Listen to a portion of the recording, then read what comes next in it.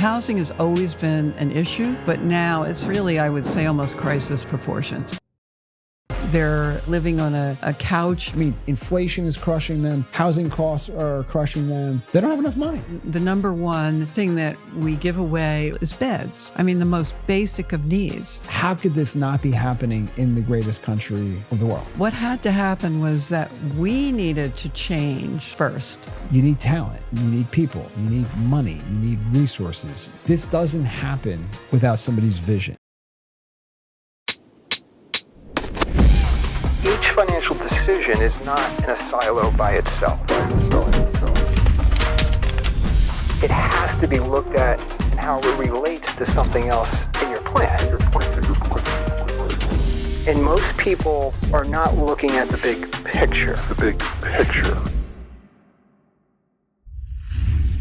This is John Smallwood. I am back today on Money Isn't, and I have a very, very special guest, Carolyn Eyerman. Welcome.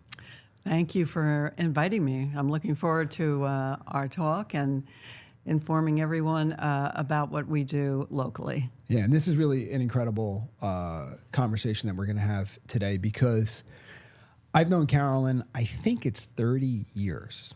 And I actually served on your board probably 29, 27 years ago now, which I can't even believe that time frame has passed by, right? Carolyn runs an organization called Love Thy Neighbor, okay? And it was originally when you did it, it was Love Inc. And Correct. There was a national thing and you've broken away from that and you're now Love Thy Neighbor. Yes. And I want to, like, what does Love Thy Neighbor do? Well, we do many things as doors have opened to us. First of all, our client base is the working poor. And for anyone who lives in New Jersey or in particular Monmouth County, housing is in a crisis position. So we help with rental assistance, utility assistance, and we are a community clearinghouse, which means we screen and validate the needs. So if somebody's about to be evicted, they send us their eviction notice. If the utilities are their shut-off notice, we will step in, and then we get their pay stub to make sure that they are working, because otherwise it's just not that we don't make many referrals, but to be able to help somebody who's working is difficult because they're going to be in the same position the following month. But you would be amazed at how many are working and living in motels in our county, in Monmouth County. Living in motels? Yes, living in motels. On a subsidized rent, but they still got to pay rent. Yes, they pay the motel on a weekly basis, working. So this is a whole new subculture that is relatively new in the last 3 to 4 years. It's gotten to that point. Housing has always been an issue, but now it's really in really, I would say, almost crisis proportions. We make as many referrals as we can. We have a database that... When you say referrals? So referrals to maybe a landlord, maybe to a county office. We have a database that has all of the information, not only countywide, but statewide. And not only resources that they can benefit from. Yes. And we're the only one that has a bridge to the spiritual community and the government community. So we know where all the food pantries are in churches. So if somebody's looking for food and they happen to live in Asbury Park, we will have 3 or 4 references to what inside of Asbury, where they can go, where they can walk food. And get to it and get food. So we know church-related agency type things, and we know government. So we're the bridge between the two is what we do. But that is a small portion of what we do. So that's financial. Practical needs, we have a used furniture store in Long Branch called Furnished with Love. Yep. And you can donate your furniture there. And we will go and pick up your furniture, especially if it's in good shape. We review what's being given to us. We bring it to our store. We sell. It's a regular retail store, but then we do home visits for people who've been homeless at one point working but homeless, and we will do a home visit and get them free furniture. So we do that. And the number one need, believe it or not, is beds. Really? So the most practical thing that you can think of, people are without beds. Without beds. And that's the one item that we get new in that store. We order beds, box springs beds and bed frames. That's the one thing that we get. What is the demand like for beds? It's the number one need. I know, I would say how many people are lining up every week we either sell the beds. I would say at least 20 to 30 beds per week. Oh, wow. And then as far as the home visits, maybe 3 or 4 per week. Interesting. They do a home visit to make sure, because naively in our beginning days, they would ask for the beds and then use it for payment towards drugs. So we do home visits for the furniture, whereas the other, with rent or utilities, we can get shut-off notice, eviction notice. So we try to protect ourselves and pay stubs.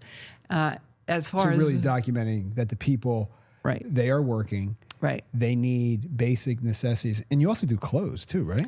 No clothes. Okay. But we do. Back in the day, you did clothes. Many, many years ago. Yeah. That became overwhelming.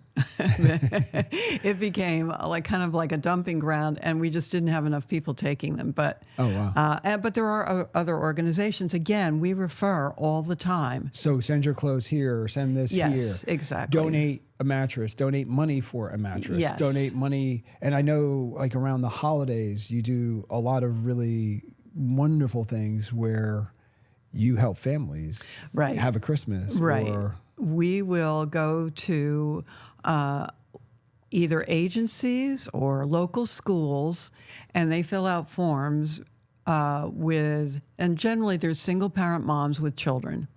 And we will get the forms, and it has a name, address, all the information that somebody needs if they want to purchase a present, or maybe even just if they're a little uncomfortable visiting, they can always get a gift card and send it to the address.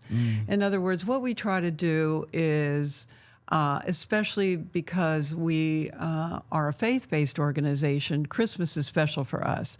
So last year we did 750 people throughout Monmouth County in reaching out with Christmas gifts, whether it's a gift card or actually some people like to deliver and meet the families that we've given them.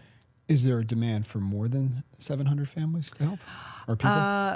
I would have to increase my staff in order to do that, because literally it is a huge job to get all the information that's needed, then to have the churches solicit for it, and then it's back and forth. Sometimes they're calling us about the client themselves, and we do have the social worker, so we get it from not only our clearinghouse, but also agencies around the county. It isn't just us. Yeah. So that's why we have such high numbers. Interesting. Yeah. Now, let's go back for a second. Okay. 30 years ago. 32 years ago? How long is... Okay, so... When did you start this? Okay.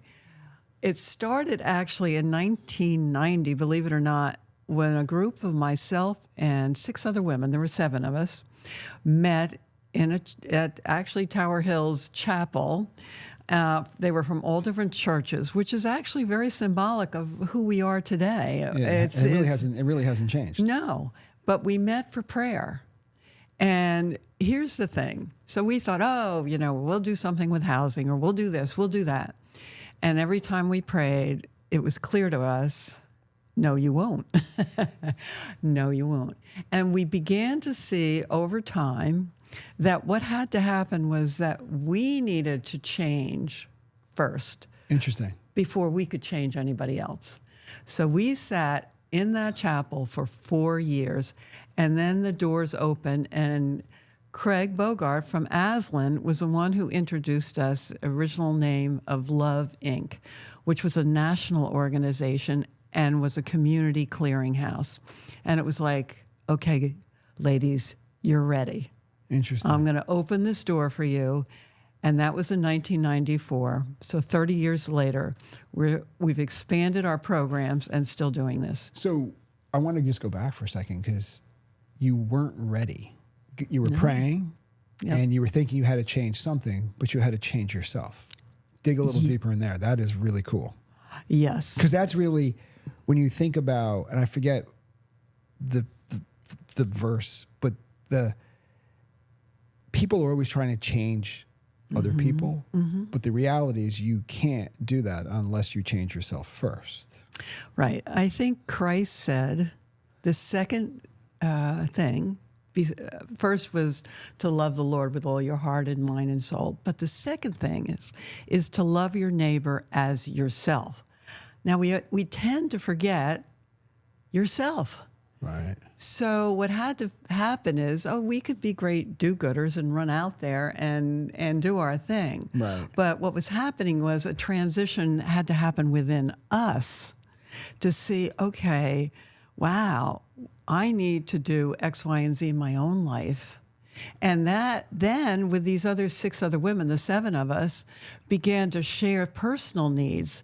And then as we grew as a group, we were transitioned into, I believe, when the door should be opened. Interesting. Because I think that's really interesting because you were almost in essence from 90 to 94, you were trying to force it. Yes. And then all of a sudden you really realized, oh no, this is what we need to be doing. And we need to go fix ourselves. Yes. Now we can actually go help. And all of a sudden the doors just opened up. Exactly. So I think that's true in many cases, just not ours. I think it's in every case. Yeah, every case. I mean, it's opening the door to God and what is his purposes for us and how can he change us before we begin to change anybody else. And once that transition begins to happen, that's when doors open and you begin to walk through. Because if you don't actually love yourself, no, you can't love your neighbor. Neighbor, exactly. Because you don't have that. I mean, you are, in essence, everything that's in the world, all the possible outcomes, it's all within you. And when you identify that you're actually, hey, I am and I love myself, now you're open to the possibilities because like you were forcing the outcome. Exactly. And now you sort of, it opened up and then all these different avenues opened up for you. And I mean, here's the interesting thing. Like I look at you and it's sort of the business of charity started as a hobby. Yes. And turned into a machine. And the machine is, this is not something that is done by one person. It's done by an army of people. Mm-hmm. And it's people that are donating. It's people that are physically supporting. It's people that are working that could work somewhere else and make a lot more money for what they're doing. But everybody wants to give in their own unique way to what you're doing. And what's interesting to me was, or it still is you would think that the government that we're paying all this wonderful tax money to would actually be supporting people that were in this realm. And you found this was the biggest need. It wasn't where you originally thought it was. It was the working people who are considered poor working people. Yes. They can't, I mean, inflation is crushing them. Housing costs are crushing them. They don't have enough money. And Absolutely. They don't have enough resources for their children. They don't have beds. No. And so you can see the poverty level when the number one thing that we give away or is sold is beds. I mean, the most basic of needs. So when I go and speak to a businessman or women's group, I always point out the fact that we're really trying to stabilize the community by giving them the most basics so that their community stays stable. Because what we find is, if you don't get a good night's sleep, after a while, there's all different kinds of issues that can come up in your life. I mean, that's very simple. 1, you're cranky. 2, you get sick. Yeah, and plus the nature of our culture today with violence, all of that goes on. So at least we're trying in our own way to make a difference in stabilizing mental health. And I do want to mention that one of the things that we do, we always ask permission, Right. but which I think is made part of the emotional needs is when people call in and we give them the resources or we may help them personally, we always ask, would you like prayer? Because remember, this whole thing started in prayer. It started in prayer. And it changed us. So we all know on the staff what prayer can do personally. Oh, yeah. So we ask permission. 9 times out of 10, they say yes because they don't want to go through their struggles alone. And so we bring that in, and we also send them out a daily bread, which is a little devotional they can get for free if they want. So if I could tell a story here. Please. That's what this is about. So, this is telling the story of love thy neighbor and your experiences. Okay. So for furniture needs, as I mentioned earlier, we go and visit. So it's usually the 2 ladies go out together, and one of the ladies was sick. So I went with one of our staff members. We end up going to, it was referred by Soldiers On, which is a veterans organization, and this man had been homeless. And they put him in a facility. It's actually a new facility on the other side of the Fort Monmouth golf course. Oh, yeah. There's a whole new, and because of the Affordable Housing Act, the state mandates that there's to be a certain amount of affordable housing. Correct. So he was put in one of those, but the Soldiers only gave him a bed. So we went over there to visit him, and sure enough, that's all he had, no other furniture. So at the end, we said, would you like to pray? Well, he grabbed our hands as fast as he could. Boom. Right from the get-go, he was praying. And I thought, oh my gosh, this guy really is deep into God. Yeah. So the story goes on. So we get him the furniture, and our stuff, we don't take junk because of the affluence in this area. I mean, we get amazing stuff. Yeah, If really somebody is, got a college-age kid getting their first apartment, go to our store on Broadway. You would be amazed at the quality of what we have in there. I almost hate to say used furniture because the quality is so high. People have gone and said, okay, I was looking for something, and it's right there. Yeah. And I know that for a fact. It's amazing what we get because, again, that's the advantage of the affluence. But anyway, so his name is Alan. So Alan, after we prayed with him, it came to me, again, I guess through prayer, maybe Alan could pray with some of our clients. So Alan has been coming for 2 years now. We give him a $50 gas card. He comes. Now, the ladies have already dealt with those in need, but he does a follow-up. Interesting. And prayer. And if they don't pick up, he just leaves them with the Our Father prayer or the Lord's Prayer, however you want to say it. And so last year, because of Alan, because God took a homeless guy, we had 3,269 prayers that were said last year. Oh, wow. It's amazing. Yeah. So it's almost like, and I have to say this, that the Lord raised up the least of them to do the most powerful work. And what he does is literally people will now call Alan and say, oh, I could really use your support right now for prayer. Can you come over? Can you talk to me on the phone? Can we do it FaceTime? Exactly. Can we do it on Zoom? Exactly. Right. So who would have guessed? Somebody who was homeless. Now, can he identify with homelessness? Oh. Can he identify with a veteran who's gone through war? Absolutely. Because there's so many resources that veterans don't take advantage of. Yes. That they need to take advantage of. Yes. And there's so many organizations that are designed to help people, but like the resources, like people, even if you have like a cell phone, you could do a search, but if you don't search properly, you're not going to find the resources. And you've been doing this for 30 years. You know where the majority of the resources are, and there's new resources popping up. And there's so many resources that are designed to help people, but like the resources, And that's what's incredible is that here are people struggling. They're defeated. They're praying for a better way. And it's right here in front of you. And it's just a matter of that reach. If you're out in the community, you went to a church, you went to a food bank, you went to somewhere and you see this organization has been designed to help you. Yes. To navigate this complex world of what's available and actually give things to you that are going to enrich you, whether it be a prayer or a bed or furniture or rental assistance or whatever that is. But like without it, people are in trouble. Well, here's the thing. We're mind, body, and soul. Yes. And even my board president, Declan Scanlon, who, as you know, is a senator, thank you very much, by the way, for the wonderful fundraiser that you and Sharon gave to us at your home. I want to personally thank you on this broadcast for that. Well, thank you. That was a wonderful event. We had that on, what was it, August 17th? 16th.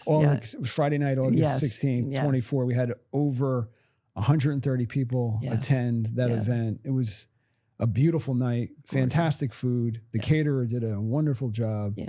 The people did an amazing job. It was absolutely incredible. Sharon and I were completely blown away by it. We had one expectation, and it was completely different. The response from our friends, from our neighbors, from our clients was incredible. They didn't know that this existed.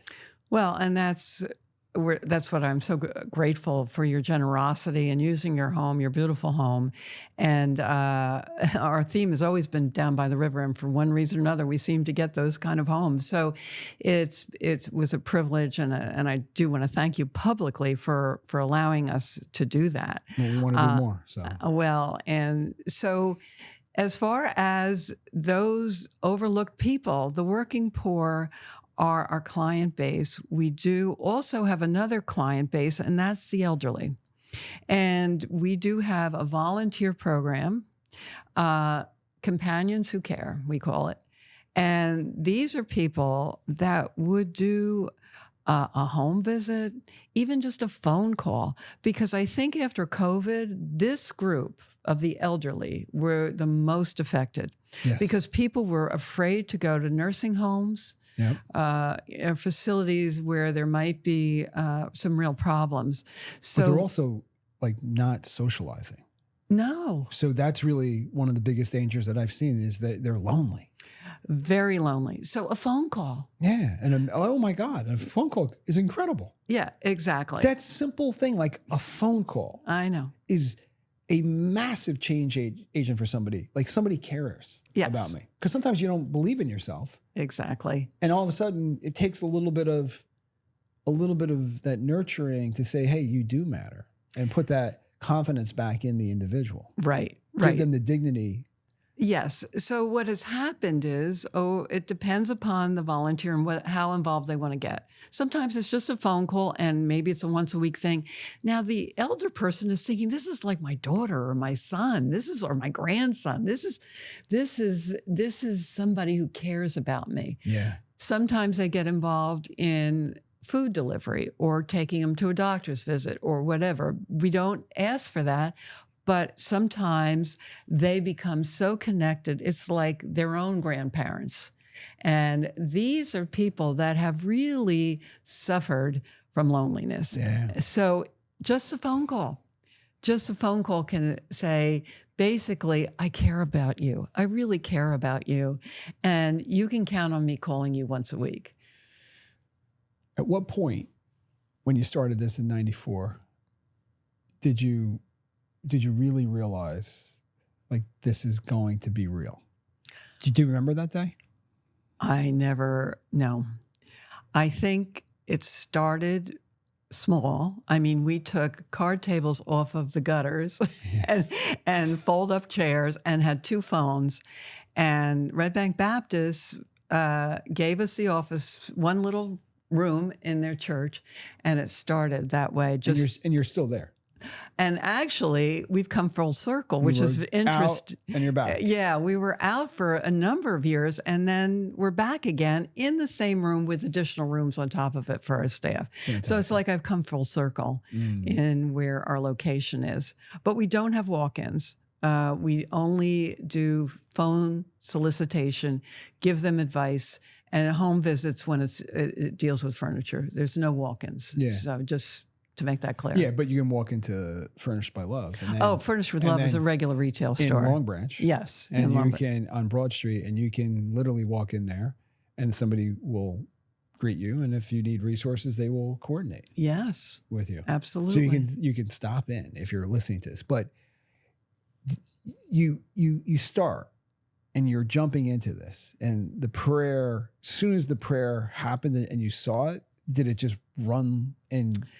Well, we started as a clearinghouse, just the two of us, myself and another, and we started accumulating the resources that the county offered and also the resources at the churches. Nobody was doing both. So we started accumulating that and talking to various, and then I would go and make presentations at various churches about what we were doing. Hey, church secretary, do you know how to refer to if this particular need comes up? No. Okay, we have a database that will be able to do that. So it started small, just the clearinghouse alone. And then it began to grow into Christmas, because Christmas actually had preceded Love. At the time was Love Inc. Christmas started on my dining room table 10 years prior to that, believe it or not. How so? Yeah, Christmas... the story of Christmas was I was going out to Toys R Us with a girlfriend. The two of us went out and we came back out of Toys R Us with gifts for our kids, who now were young kids. Yeah. And we came out of the store and we thought, oh my gosh, this is ridiculous how much our children are getting. You know, it was just ridiculous. So we go back home and we said, we have to do something. And we both knew a social worker at Division of Family and Youth Services. So we called the social worker and we said, can you give us a family? Who can we help? Who can we help? She gave us a family, and our two families bought for that family. Now, my kids were involved. They were young. That's pretty cool. They picked out stuff. My friends' kids involved, and we delivered. It was to a family, I'll never forget it, the first family in Seabright. Family, single mom who had 4 or 5 kids. Wow. And had no resources. So that started me down the path. So then, as a lark, we said, well, maybe we should put this in our respective church bulletins. Yeah. And I attend and still attend at Tower Hill Presbyterian. She attended Holy Cross Catholic Church in Rumson. Right. We put it in our respective bulletins. That year, we got 70 families who wanted to give to another 70. So that really started me down the path. Yeah. And that was in, I would say, late 80s? Yeah. I mean, that was really prior to all the praying. And so it led up to the next step, which was this national organization called Love Inc. that had a clearinghouse, because all we were doing was Christmas. But at that point, and I really believe this was God's plan, is that ecumenical outreaches, you know, we're a Baptist, so we do our Baptist thing. We're Episcopal, we do our Episcopal thing. We're Catholic, we do our Lutheran but thing, whatever. What had happened is, because we started at a Protestant church and a Catholic church, that we called it Connect. It's still called Connect Christmas Families today. It started us on an ecumenical basis. So as it began to grow, Holy Cross was saying, hey, this is a great program. Yeah. Tower Hill was saying, this is a great program. And all of a sudden, we were now in 15 churches advertising. Yeah. From there, we went in 1990 to the chapel to pray. So now this Christmas thing kind of opened up the door to ecumenical things. It was almost like God said, okay, I have to do this first so that you're accepted. Right. And give you a little bit of pressure and shoestring budget and the whole thing, and Right. kind of push you along. So as you're going down this path, I mean, you're helping people, you're growing. What's your biggest obstacles right now? Well, it's always finances, because although we have a very dedicated staff, they're underpaid. And of course, we need a certain amount of finances to help people with rental assistance or Yeah. utility needs. Yeah. So that's why I'm constantly available to speak about what we do. But I think we're unique in that we're combining what the government is doing and what the spiritual community is doing, so that we meld the two together and try to work with people who are, as we classify them, the working poor. And so our financial needs, hey, I know all charities deal with this, but I think with us, we're unique in that we not only hit the financial needs, the practical needs with furniture, the emotional needs with prayer, and the referrals that with county and local churches and nonprofits, and the companionship with elder care. So we're kind of really a multi-purposed organization with that spiritual touch that adds to, I believe, giving people the strength to keep going on in this world. And I do have to say, perseverance is one of the things. Yeah. I can tell you a very short story. I think I mentioned this at your home about Lisa. Lisa is a nanny. She looks like she could be my daughter. And she became pregnant in her late teens, unplanned, and she realized she had to do something to keep herself going. Yeah. So she became a nanny through various connections I gave her and others. And she and Susan Penrose, who's another board member, mentored her for a little while, and she has been doing nanny work for years. But here's the thing. She had COVID twice. Then she had back surgery. And all she really wanted was prayer. I got to keep going. I got to persevere. Yeah. I got to keep Gotta push on. moving. Yeah. Now, did we help her with resources? Absolutely. But she was determined to keep going. And today she's still working as a nanny at a local home. And she's a survivor. Yeah. And this is what we look for. Those people that really want to move on and continue their lives as best they can. And we're the great encouragers in that. Interesting. The stories go on and on and on. And the people that I've touched, talked to, everybody's been super, super grateful. How do people find you? Okay. Well, they can call our phone number. Which is? And because we're not, as I said, we're not a walk-in facility. And so our phone number is 732.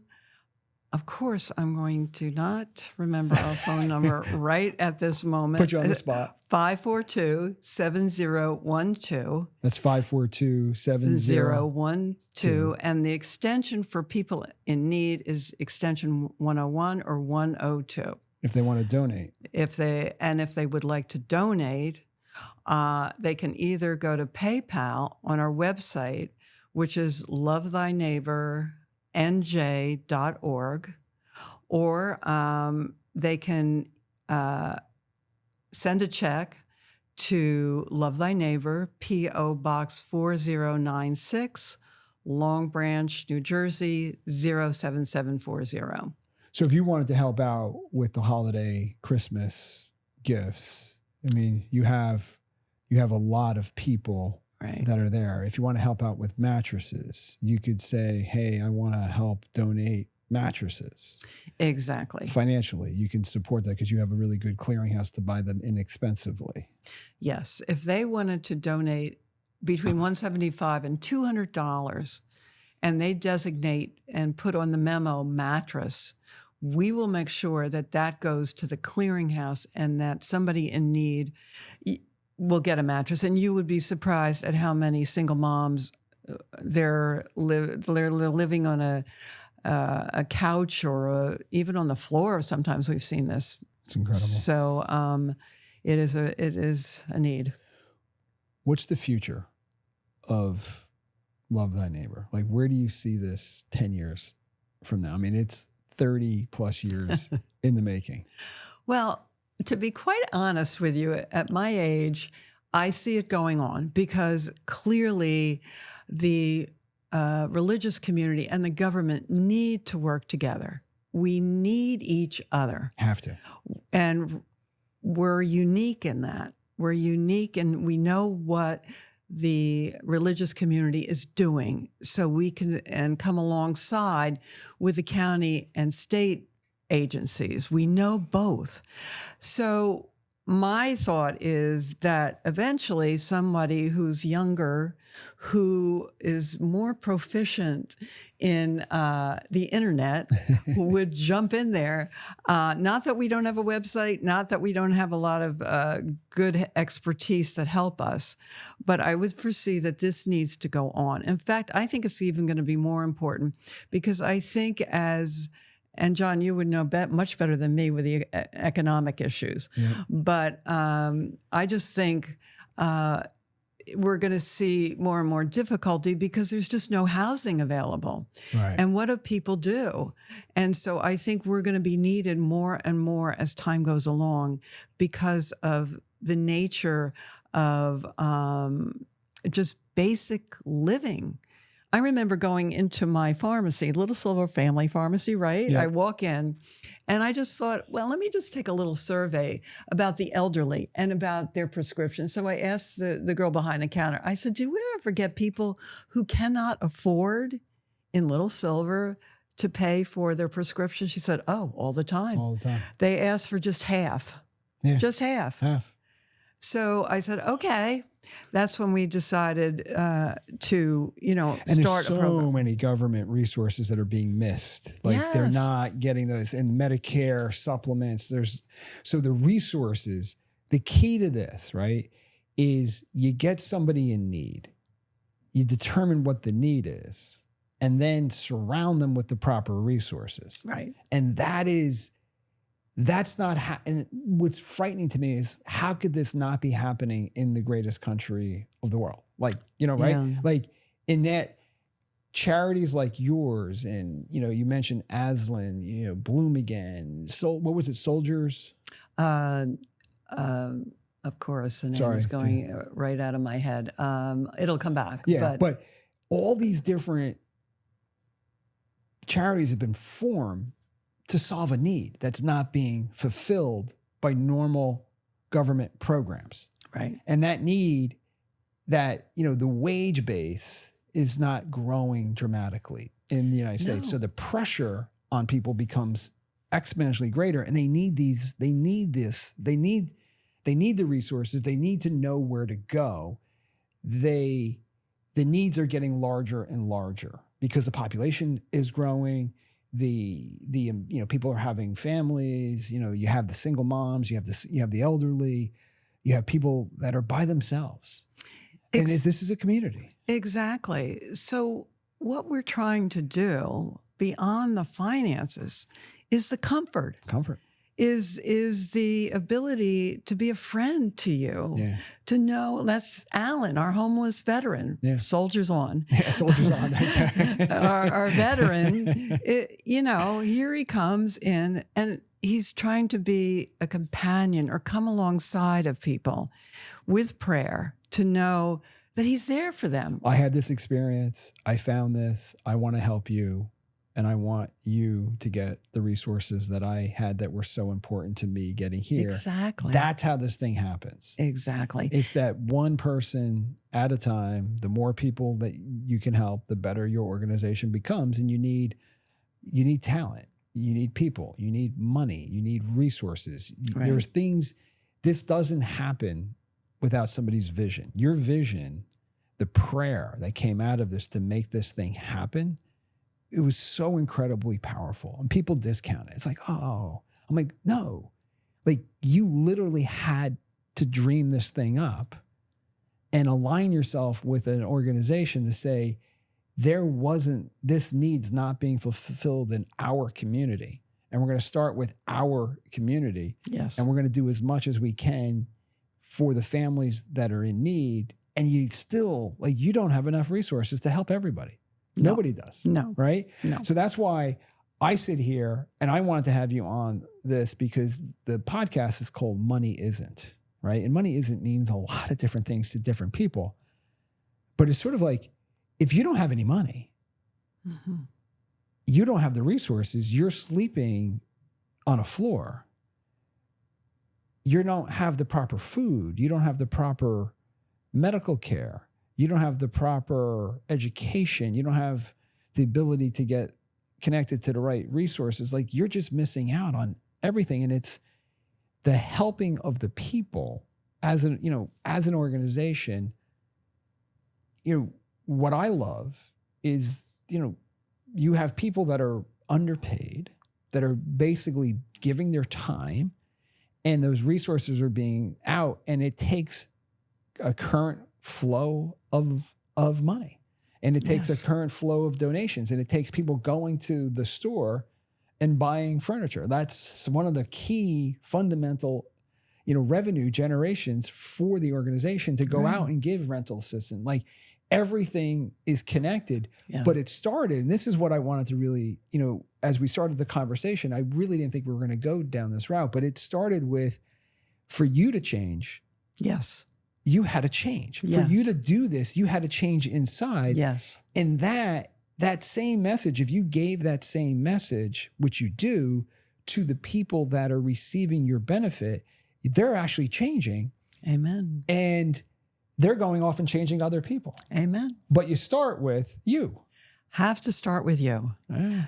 And I think the band that we had, the name White Lights, I think what began to happen in that 4-year period is that God kept lighting our souls and kept shining a light and giving you direction. Exactly. Giving us direction, because the world is dark and we needed to be that light to begin to make a difference. But the change had to start with us. Yeah. And that's what we're trying to do at our organizational level. Recently, we've been saying we need to connect, as we were dealing with their financial need, soul to soul. Yeah. Light their light. Yeah. Let them become a light so they can become a light to somebody else. Beautiful. And it keeps going and going and going. Right. So it had to start with us, then moves to the staff moves to the clients get enlightened, and then it goes forward from there. And everybody's giving. This is incredible. I want to thank you for being on today. Thank you. And I hope the listeners, if you're in this community and you want to help, this is a great organization. If you're in a community and this need is out there that doesn't exist, you should reach out to Carolyn Eyerman, and you should have a conversation with her of how you can help in your community, because that's the connection. So Thank you, Carolyn. Well, thank you, John, and thank you for your support. And it's been wonderful, and I'm so grateful to be here today and let you know more about what we do. That's awesome. Thank you. Thank you. All righty.